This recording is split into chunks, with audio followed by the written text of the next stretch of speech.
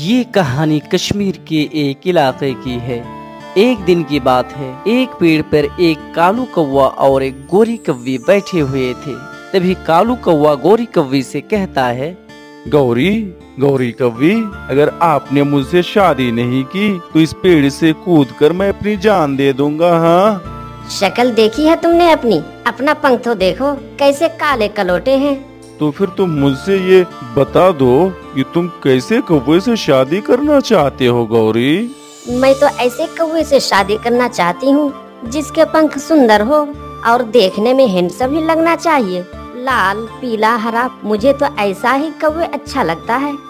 गौरी कौवी की बात सुनकर कालू कौवा सोच में पड़ जाता है और फिर गौरी कौवी से कहता है, गौरी, मैं 2 दिनों से नहीं नहाया हूँ, इसलिए मेरे पंख काले हो गए हैं। मैं भी नदी में जाकर अच्छे से साबुन से नहा कर आता हूँ, फिर देखना मैं कितना सुंदर दिखूंगा। ऐसा कहकर कालू कौवा वहाँ से चला जाता है। फिर कालू कौवा पहाड़ पर जाकर बैठ जाता है और सोचने लगता है कि वह कैसे अपना पंख रंग बिरंगा करे। कालू कौवा वहाँ पर बैठे यह सोच ही रहा था कि तभी उसका पुराना दोस्त गिद्ध वहाँ पर आ जाता है और कहता है, कालू, किस सोच में खोए हुए हो तुम? कहीं किसी कौवी से प्यार तो नहीं हो गया है ना? मेरे दोस्त, प्यार तो हुआ है, लेकिन वह गौरी कौवी मुझसे शादी करने को तैयार ही नहीं है। वह कह रही है कि उसे रंग बिरंगे पंखों वाला कौवा ही पसंद है, पर मेरे पंख तो काले हैं, काले।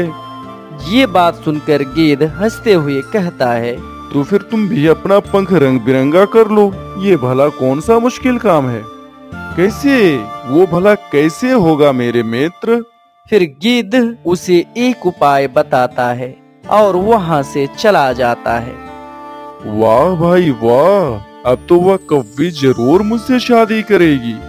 यह कहकर कालू कौवा वहाँ से टूनी चिड़िया के पास चला जाता है और टूनी के पास जाकर कहता है, टूनी चिड़िया, ओ टूनी चिड़िया, तुम इतनी सुंदर हो और तुम्हारे पंख भी इतने सुंदर है। ज्यादा मसाला लगाकर बात मत करो कालू कौवे, सीधे बात करो, बोलो क्या बात है? टूनी बहन, दरअसल बात यह है कि तुम मुझे अपने 2-4 पंख दे दो। तुम्हारे पंख मुझे बहुत अच्छे लगते हैं। मैं तुम्हें अपना पंख क्यों दूं कालू कौवे? चल भाग यहाँ से। टूनी चिड़िया की बात सुनकर कालू कौवा वहाँ से निराश होकर चला जाता है।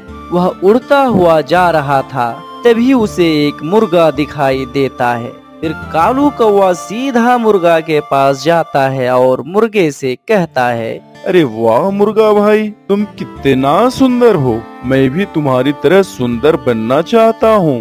अरे कालू कौवे, तुम्हारा पंख तो काला है और मेरा पंख रंग बिरंगा, तुम मेरी तरह कभी सुंदर नहीं दिख सकते।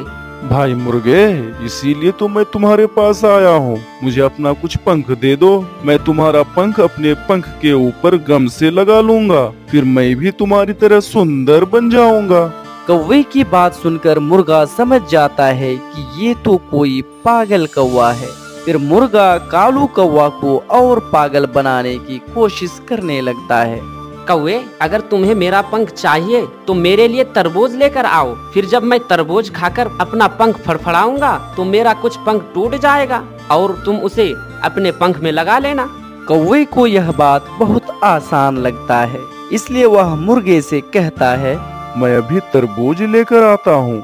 जरा जल्दी करना कौवे भाई, मेरी मुर्गी मेरे लिए इंतजार कर रही है। फिर कालू कौवा वहाँ से जाता है और उसे यह भी मालूम था कि उसे तरबूज कहाँ मिलेगा, इसलिए वह सीधा भोलू किसान के पास चला जाता है। किसान का फसल तैयार था। वह किसान के खेत में बैठे बैठे अपने आप से कहता है, अब तो मुझे मुर्गे के पंख मिल ही जाएंगे। पहले मैं खुद कुछ तरबूज खा लेता हूँ, फिर मैं मुर्गे के लिए तरबूज लेकर चला जाऊंगा। यह सोचकर कौवा तरबूज खाने लगता है। वह जी भरकर तरबूज खाता है और तरबूज तोड़ लेता है। तभी भोलू किसान भी कौवे को देख लेता है और कौवे के पीछे दौड़ने लगता है। कौवे को भागता देख किसान डंडा उठाकर दौड़ने लगता है। फिर किसान अपना डंडा कौवे के ऊपर फेंक देता है। डंडा जाकर सीधे कौवे की पूंछ पर लगता है। कौवे को चोट तो लगती है मगर कौवा रुकता नहीं, जान बचाकर वहां से भाग जाता है। बच गया।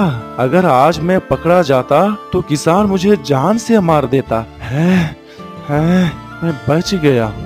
कौवा तरबूज लेकर मुर्गा के पास पहुंच जाता है और कहता है, लो मुर्गे, मैंने अपना काम पूरा किया।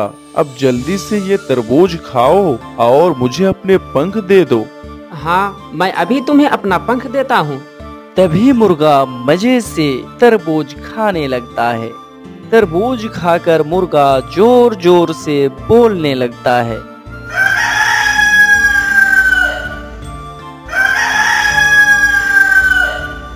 और तभी मुर्गे के कुछ पंख वही टूट जाते हैं। लो कौवे, ये पंख तुम ले जाओ और मेरी तरह सुंदर दिखने लगोगे।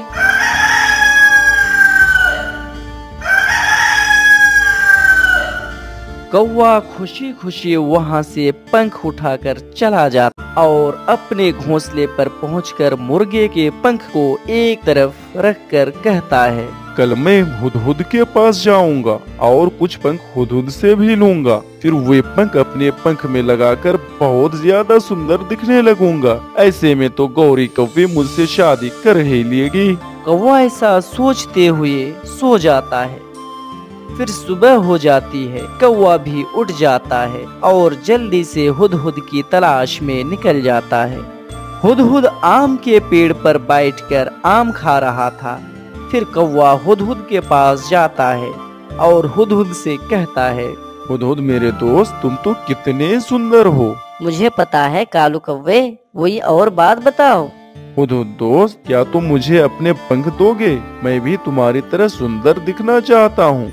फिर हुदहुद मन ही मन बहुत हैरान होता है और कौवे से कहता है, मैं तो तुम्हें अपना पंख दूंगा, लेकिन मेरे घर का तुम्हें खाना तैयार कर देना होगा। मैं कई दिनों से भूखा हूँ और खाना भी नहीं बनाया हूँ। हाँ दोस्त, कोई बात नहीं है, मैं अभी तुम्हारा खाना बना देता हूँ। फिर कालू कौवा हुदहुद के घर जाकर उसका खाना बनाने लगता है।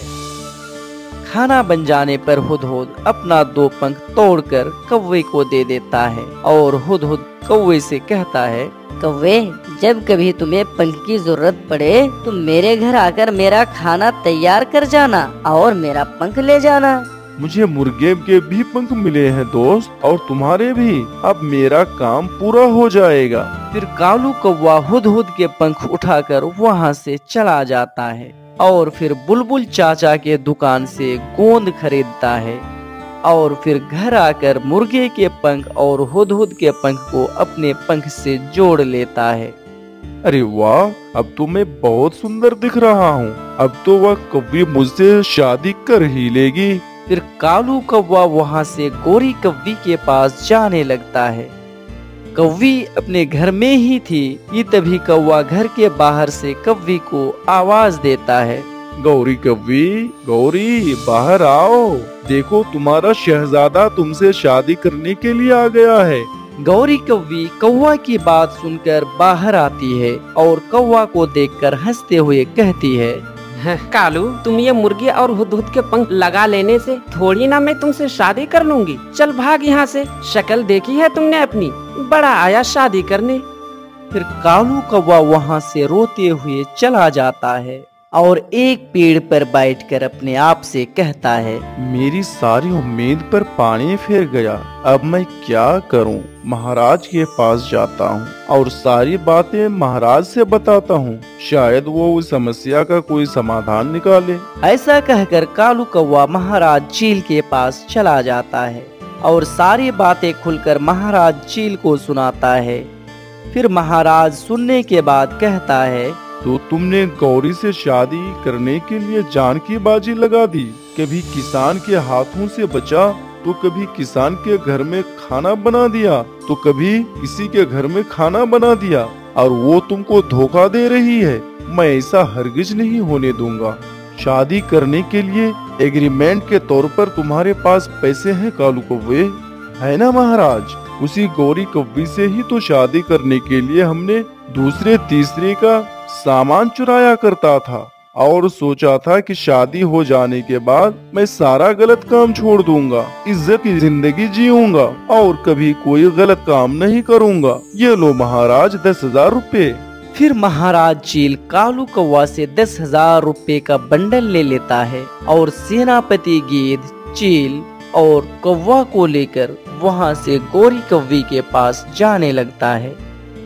और गौरी के पास जाकर महाराज गौरी से कहते हैं, क्या रे गौरी, तुम्हें सुंदर होने का बहुत घमंड है और कौवे को तुमने धोखा दिया है। इस जुर्म में अगर मैं चाहूँ तो तुम्हें मैं आजीवन कारागार में बंद रख सकता हूँ। मैंने तुम्हें सिर्फ पूछने आया गौरी, क्या तुम शादी के लिए तैयार हो? जी जी जी महाराज, मैं तैयार हूँ।